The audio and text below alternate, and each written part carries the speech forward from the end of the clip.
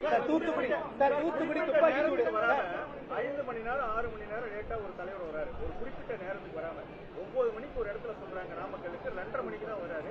அதே சென்னையில 9 மணிக்கு தான் கிளம்புறாரு. சொல்லிட்டு 7 மணிக்கு வராரு. நான் அந்த தமிழக வெற்றி கழகத்தினுடைய அனுமதி கடிதத்தை பார்த்தங்கண்ணா. அவங்க போட்டிருக்கிற நேரம் கரூரை பொறுத்தவரை 3 மணியிலிருந்து இரவு 10 மணி வரை அப்படின்னு அனுமதி கடிதம் கொடுத்திருக்கிறாங்க. அப்படி இருக்கும் பொழுது எல்லோருக்குமே தெரியும் 3 மணிக்கு விஜய் வரப்போறது. 3 மணியிலிருந்து 10 மணினா 8 மணி 9 மணிக்கு தான் வருவாங்க. காவல்துறை எதற்காக லாங் டியூரேஷனை கொடுக்குறீங்க? இன்னைக்கு விஜய் அவங்க லேட்டா வந்தாங்கிறது முக்கியம் கிடையாதுங்கண்ணா. அனுமதி கடிதத்திலேயே 3லிருந்து 10 வரை இருக்கு. அப்படின்னா விஜய் 3 மணிக்கு வரலாம், விஜய் அவர்கள் 10 மணிக்கு வரலாம். நம்ம விஜய் குற்றம் சொல்ல முடியாது. காரணம் அனுமதி கடிதத்தில் அந்த நேரம் இருக்கு. காவல்துறை எதுக்கு 7 மணி நேரம் கொடுக்குறீங்க? ரோட் ஷோ வர்றாங்க, பாக்குறாங்க, போறாங்க. 2 மணி நேரம் கொடுங்க, ரெஸ்ட்ரிக்ட் பண்ணுங்க. 2 மணி நேரத்துல தலைவர் வரலையா, போக விடாதீங்க. 144 எத்தனை சிஆர்பிசில இருக்கு, பயன்படுத்துங்க. அதனால இதை பொறுத்தவரை விஜய் தாமதமாக வந்தார் அப்படிங்கிற கருத்தை நான் ஏத்துக்க மாட்டேங்கன்னா, காரணம் அனுமதி கொடுத்த கடிதத்துல 3 மணியிலிருந்து 10 மணி இருக்கு. காவல்துறை எதுக்கு கொடுத்தீங்க? இரண்டாவது, இன்னைக்கு முதல்ல விஜய் அவர்கள் 3 மாவட்டத்துக்கு போனவர் இன்னைக்கு 2 மாவட்டமா மாத்திருக்காங்க. மாவட்டம்னா ஜெனரலா சாயந்தரம் தான் வருவாங்க. அதனால நான் ஏற்கனவே சொன்னது போல பயணத்தினுடைய வடிவமைப்புல கோளாறு இருக்கு. சனிக்கிழமை வேண்டாம், பண்ணாதீங்க. குழந்தைங்க வருவாங்க, வேண்டானாலும் குழந்தைங்க எட்டி பார்ப்பாங்க. ஒரு சின்ன குழந்தை எட்டி பார்க்கறதுக்கு ஒரு சரி விஜய பார்ப்போம், ஒரு தலைவரை பார்ப்போம், ஒரு ஆக்டரை பார்ப்போம்.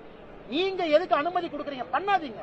பெண்கள் வருவாங்க, வீட்டு வேலையை முடிச்சுட்டு சனிக்கிழமை வருவாங்க. ஞாயிற்றுக்கிழமை யாருக்கு வேலை இல்லை, வேலைக்கு யாரும் போக மாட்டாங்க. அதனால் விஜய் அவர்களுடைய யாத்திரையினுடைய வடிவமைப்புல கோளாறு இருக்கு. அதை முதல்ல ரெக்டிஃபை பண்ணுங்க.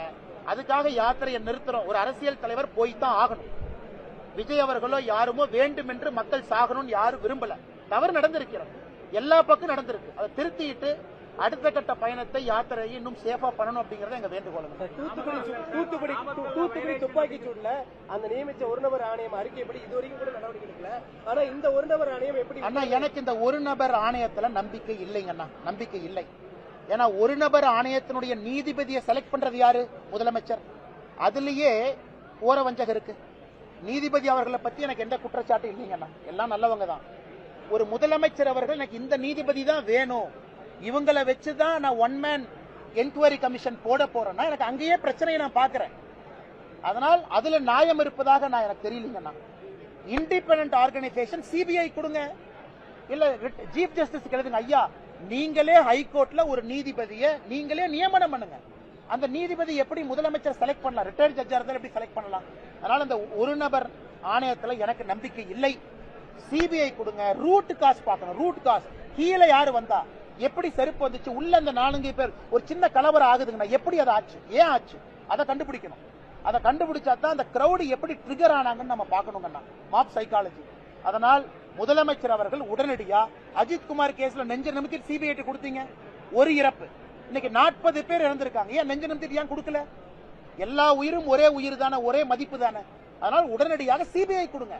அதுல வரட்டும். ஒரு பக்கம் டிவிக்கு ஹைகோர்ட்டுக்கு போறது, ஒரு பக்கம் கரூர் மாவட்டத்தை சார்ந்த ஒருத்தர் மெட்ராஸ் ஹைகோர்ட்டுக்கு போறது, எதுக்கு இத்தனை? அது சிபிஐ ரிப்போர்ட் கொடுக்கட்டும். அதுல யார் தப்பு பண்ணாலும் தெரிந்த பிறகு எல்லாத்து மேல நடவடிக்கை எடுங்க. யாரு மீதும் நடவடிக்கை எடுக்க வேண்டாம் சொல்ல. அடிப்படை நடவடிக்கை எஸ்பி மேல, கலெக்டர் மேல ஏன் எடுக்கல? 40 பேர் இறந்திருக்கிறாங்க. அத்தாரிட்டி யாரு? ஒரு எஸ்பி கலெக்டருடைய முதன்மை கடமை உயிரை பாதுகாப்பது. அப்புறம் தான் எல்லாமே. ஒரு உயிரை பாதுகாக்க முடியாத எஸ்பி கலெக்டர் 40 பேர் இறந்த ஒரு மாவட்டத்தில் தார்மீக அடிப்படையில் அவங்க எஸ்பி கலெக்டரா இருப்பதற்கு தார்மீக உரிமை கிடையாது. முதலமைச்சர் முதல்ல சஸ்பெண்ட் பண்ணி வெளியே வைங்க, அதுக்கப்புறம் என்கொயரி பண்ணி தப்பு பண்ணலையா உள்ள கொண்டு வாங்க. எதுவுமே செய்யாம என்ன பம்மாத்து வேலை பண்ணிட்டு இருக்காங்க.